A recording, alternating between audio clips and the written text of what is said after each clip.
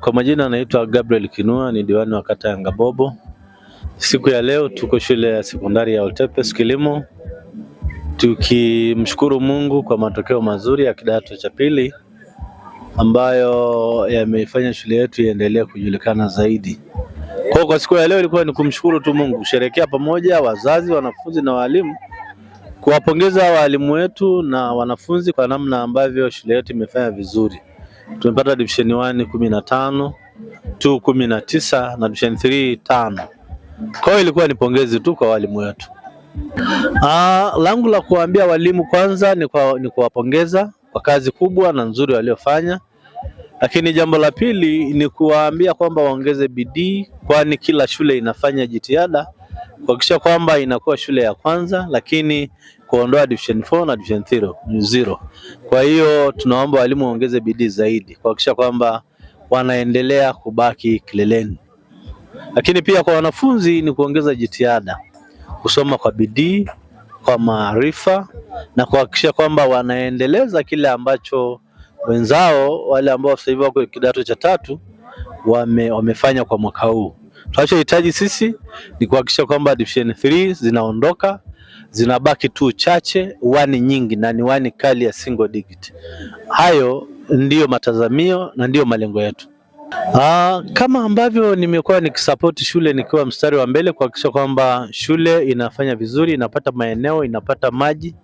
Leo tumeona watoto wamefanya demonstration ya mambo mengi, wametuonyesha namna ambavyo tunapaswa kuhakikisha kwamba udongo wetu na ardhi yetu inaendelea kwa nzuri. Wametuonyesha namna ya kutengeneza madawa ambayo ni chemical free, na kama haya yatafanikiwa, maana yake tutakwenda kuwa na watu ambao hawatumii vyakula ambavyo vimetengenezwa ama vimepuliziwa chemical.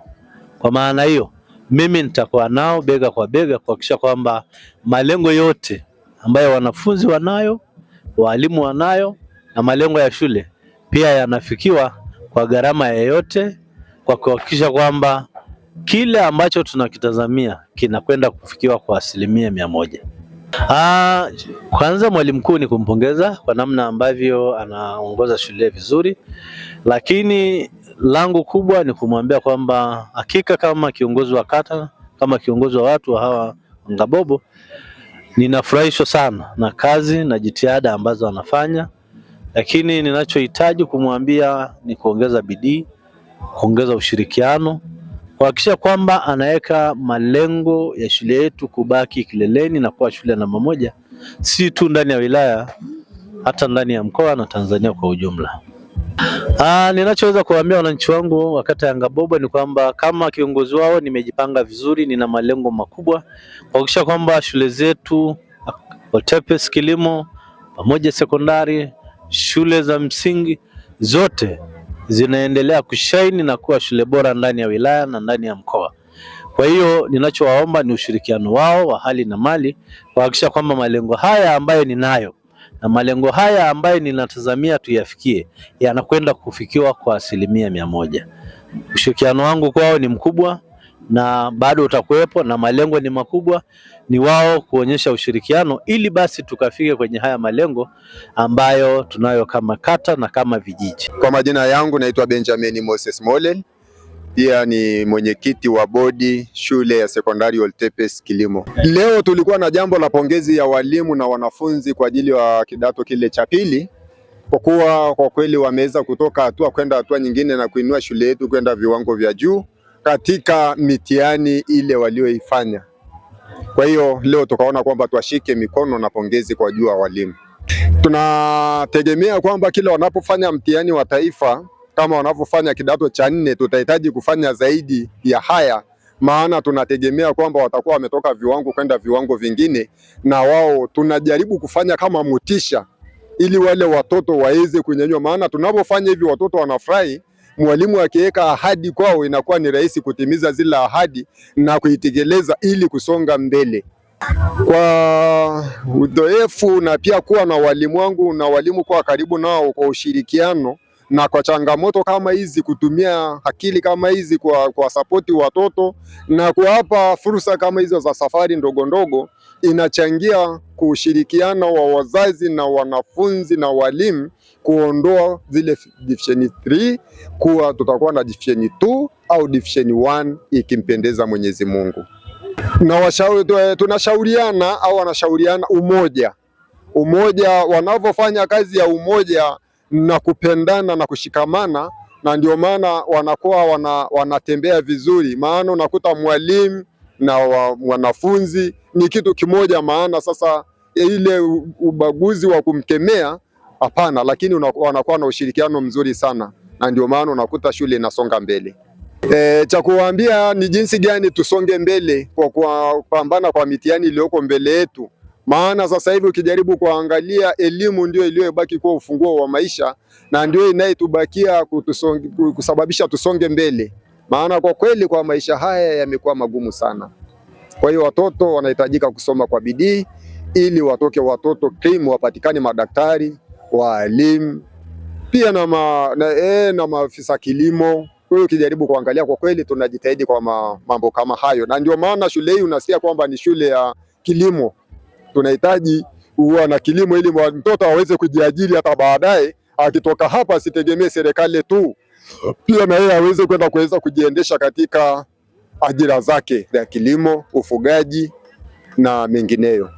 Kwa majina naitwa Rosalia Kastuli Plukti, nasoma katika shule ya sekondari ya Oltepes Kilimo, nipo kidato cha 4. Tunasoma masomo yote hapa shuleni kwetu yale 9 ya sekondari, lakini kitu pekee tunachokisoma ni kuhusiana na kilimo rejeshi, ambacho ni kilimo cha asilia na kilimo cha urahisi na kilimo chenye kutoa mazao yenye afya bora kwetu sisi binadamu na pia kwa afya ya udongo. Kuhusiana na project tuliyoionyesha ya Smart Water Purification na pia Smart Water Leveling Sensor, kwanza hizo ni project ambazo tumezitengeneza kwa vitu virahisi na vya bei nafuu kwa kupitia vitu mtandaoni, na pia baada ya kwenda mafunzo ya TEHAMA yanayoitwa Girls in ICT 2025 mwaka jana, ndipo nilipata ujuzi wa kutumia vitu mbalimbali na kutengeneza vitu ambavyo vinaweza vikatatua changamoto tunazozipata katika jamii. Nalo hasa vijana wenzangu na watu huko nyumbani, kwanza kati ya njia rahisi ya kufanikiwa ni kutatua changamoto. Jua changamoto ni nini, tafuta mbinu mbalimbali za kutatua changamoto, kila kitu kinawezekana. Na pia kingine, kilimo ndio uti wa mgongo katika taifa letu. Kwa hiyo tuhakikishe kila tunakizalisha kwa njia iliyo nzuri na iliyo rahisi, na pia kwa ajili ya afya zetu na kwa ecosystem nzima katika udongo wetu. Wanafunzi wenzangu, kikubwa ninachoasa kwa baada ya shule yetu kuwa na vifaa vingi na kuwa na mtandao wa kutosha, tuna wifi za bure, tuende kuzitumia kwa ajili ya kutuletea faida, sio kwamba tuzitumie kwa ajili ya vitu vingine ambavyo havina faida. Mtandao una vitu vingi, tutafute muda tu explore vitu, tujue vitu vinavyoendelea duniani, tutafute, maana kila kitu kinawezekana. Mtandao utatusaidia na pia akili zetu na fikra zetu ziweze kutusaidia kutambua yaliyopo katika mazingira na kuweza kuyatatua. Kwa majina naitwa Steven Alisamianko, ni mwanafunzi wa kidato cha 4 katika hii shule ya Oltepes Kilimo Secondary School. Sawa kabisa. Kiujumla kwamba tukisema mbolea asilia ni ziko katika mazingira yetu ya kila siku, na kipekee ningependa sana kuwashauri wanakijiji na watu wengine ambao wako nje ya hii shule watumie mbolea asilia, maana mbolea asilia ndio chanzo cha afya ya udongo. Kikubwa ni wanafunzi wenzangu wawe wabunifu, maana tukiangalia katika maisha ya kila siku changamoto ni nyingi sana ambazo tunapitia.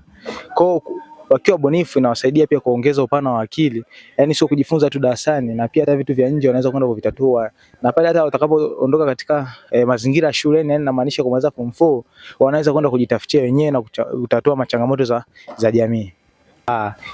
Kama tunavyojua sasa hivi hapa Tanzania kuna changamoto ya ajira, na hii elimu ambayo naipata hapa, yani elimu ya kilimo, itanisaidia sana, tena ni pakubwa kwamba nikifika kijijini au nikifika kwenye jamii naweza kwenda kujiajiri mwenyewe, yani kuanzisha shamba langu au bustani yangu, ni kupanda mboga na kupata pesa kwa kuuza hizo mboga. Kikubwa hapa tunapofundishwa hapa shuleni sio tu kupanda mboga, sio tu kufanya hii kilimo, na pia tunafundishwa hapa namna kwenda kuelimisha jamii namna kufanya hichi kilimo, na pia namna wanakijiji wanavyoweza kwenda kutatua changamoto zao, yani kutoka katika mfumo wa kemikali na kuja katika mfumo wa asilia.